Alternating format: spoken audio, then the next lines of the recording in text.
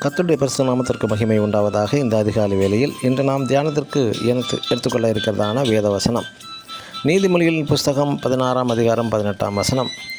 அழிவுக்கு முன்னானது அகந்தை, விழுதலுக்கு முன்னானது மனமேட்டிமை. ஆமென்.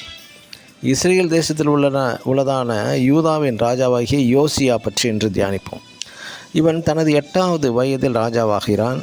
தனது 8வது வருஷத்திலே தேவனை தேடி 12ஆம் வருஷத்திலே மேடைகள், தோப்புகள், சுரூபங்கள், வார்ப்பிக்கப்பட்ட விக்கிரகங்கள் இவை யாவையும் அகற்றி இஸ்ரேலை சுத்திகரிப்பு செய்து தேவனுடைய ஆலயத்தை பழுது பார்த்து தேவனுக்கடுத்த காரியங்களை உற்சாகப்படுத்தின ஒரு ராஜா, தேவனுக்கு பயந்த ஒரு ராஜா மற்றும் இஸ்ரேல் தேசத்திலே எருசலேம் குடிகளிலே அப்படியே ஒரு பஸ்காவை ஆசரித்த ஒருவரும் இல்லை என்றும் இவனை பற்றி பல நல்ல காரியங்கள் உண்டு.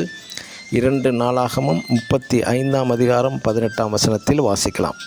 இருப்பினும் எகிப்து ராஜாவாகிய நேகோ கார்கேமிஸ் என்ற பட்டணத்தில் மீது யுத்தம் செய்ய புறப்பட்டான் இவன்.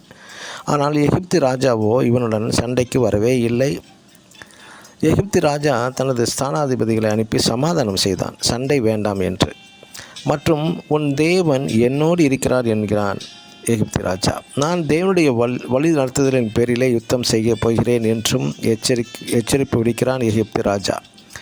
யூதாவின் ராஜாவாகிய யோசியா எகிப்தின் ராஜாவுக்கு சொன்ன பதில், நான் யார் என்று நேகோவிற்கு காண்பிக்கப் போகிறேன் என்ற கற்பனையில் இருந்தான். ஆனால் எகிப்தின் வில் வீரர்களால் இந்த யோசியா ராஜா காயப்பட்டான், மரணமும் அடைந்தான்.